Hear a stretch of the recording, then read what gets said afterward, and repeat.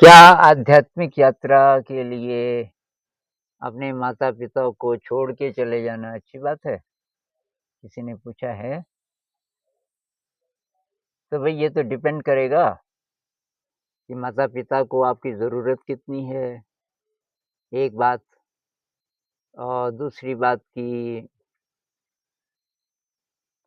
माता-पिता के और आपके बीच संबंध कैसा है, बहुत सारे फैक्टर्स हैं।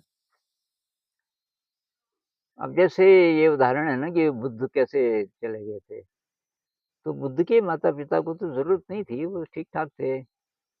और पत्नी को छोड़ के कैसे चले गए? तो मैं पढ़ रहा था तिक न्या थन एक अभी तो डेथ हो गई उनकी, तिक न्या थन एक बुद्धिस्ट मंक, बुद्धिस्ट टीचर बहुत बड़े। उन्होंने ये बुद्ध जी की जीवनी लिखी।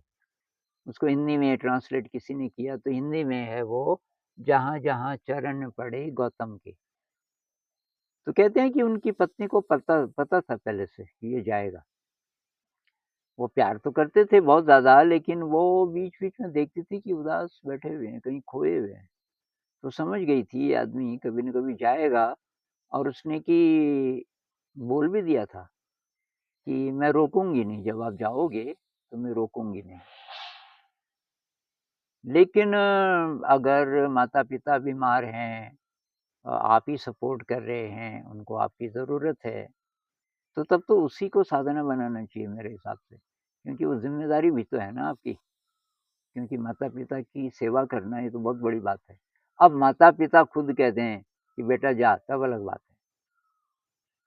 एक काफ़ी साल पहले ऋषिकेश से एक भाई साहब आए, मतलब एक स्वामी जी, 22 साल के। 22 साल के थे, उन्होंने ये रिकॉर्डिंग का काम किया हमारे लिए। उस समय असेंबली के कुछ गाने हमें रिकॉर्ड करने थे, तो वो साउंड इंजीनियर था। और वो बेस्ट साउंड इंजीनियर था नॉर्थ इंडिया में। किसी ने मुझे बताया, उसको ढूँढ के लाया गया था, हमारे एक दूसरे दोस्त।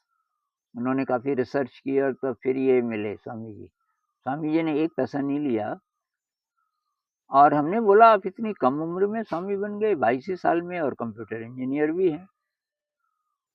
तो उन्होंने अपनी कहानी बताई कि मैं 15-16 साल का था, तब से मेरी यही यात्रा थी, आध्यात्मिक यात्रा थी बहुत ज़्यादा। और माता-पिता को पता था। तो कि माता-पिता ने मुझे बोला कि बेटा, वैसे अचानक गायब मत हो जाना। ऐसा कर कि तू पहले ऐसी पढ़ाई कर ले कोई, कि ज़रूरत पड़ने पर तू पैसा कमा सके, बहुत कम टाइम में पैसा कमा सके। तो उसने कहा फिर तो मैं ये कंप्यूटर्स करता हूँ, कंप्यूटर्स में कुछ करता हूँ, क्योंकि उधर उसका दिमाग ठीक चलता था। तो पेरेंट्स ने बोला कि ठीक है, तू वो कर और तब चिंता मत कर, हम तेरे लिए रुकावट नहीं बनेंगे। तो जैसे ही उसको ये साउंड इंजीनियर की डिग्री मिल गई, पेरेंट्स ने उसको बुलाया, बोला कि बेटा अब तू जा और बस तू तलाश कर परमात्मा की, जो जिधर भी तू जाना चाहता है, जिस भी विधि से हम तेरे सामने नहीं आएँगे, और हमारी चिंता मत करना। ये मत सोचना पेरेंट्स को सपोर्ट करना है, हर महीने कुछ पैसे भेजने हैं, हमें तेरे से कुछ नहीं चाहिए, या मिलने जाना है, ये भी नहीं चाहिए। लेकिन तू कहीं से कहीं जा रहा है, और इधर से रास्ता है, इस शहर से, और तेरा मन करे कि यार मैं अपने ही शहर से गुज़र रहा हूँ, तो चलो थोड़ा पेरेंट्स को देख आता हूँ, तेरा मन करे, तो आ सकता है, तेरा ही घर है, हमें भी अच्छा ही लगेगा। लेकिन ये हमारी डिमांड नहीं है। ये हम नहीं कह रहे कि तू आ। अब ऐसे पेरेंट्स हों, ऐसे पेरेंट्स बहुत कम होते हैं। या तो वो गोपी चंद जी की कहानी है, गोपी चंद जी की माँ ने बोला गोपी चंद को, वो तो राजा थे। माँ ने बोला कि बेटा, इस ज़िंदगी का राज जानना है तो तू अध्यात्म में जा, क्योंकि यहाँ रहते हुए तो कुछ कर नहीं पाएगा। और वो चला गया घर छोड़ के। तो ऐसे केसेस तो बहुत कम हैं।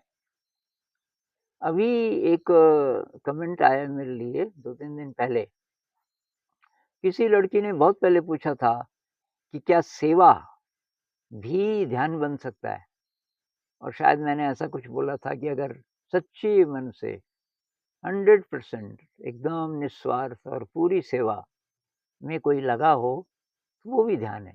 क्योंकि आपका ना तो अहंकार है, ना आपके मन में विचार आएँगे क्योंकि आप भागने की कोशिश नहीं कर रहे और बहुत ज़्यादा उसमें बहुत ज़्यादा काम है मतलब अ, बहुत पराक्रम का, बहुत हिम्मत का काम है, लेकिन आपने वो चुन लिया कि यही ठीक है मेरे लिए।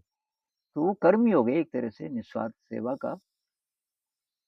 तो अभी ये बात पता नहीं 2 ढाई महीने पहले की होगी, तो उसने कमेंट में बोला कि मैं कोई लड़की है, मैं अपनी बुआ की देखभाल करती हूँ और पहले की मैं हमेशा अपने को कोसती थी अपनी स्थिति को, मैं कहाँ फँस गई और अब वो शायद हैंडीकैप्ड है, उसकी बहुत सेवा करनी पड़ती है। हो सकता है चल फिर नहीं पाती हो बाथरूम भी ना जा पाती हो।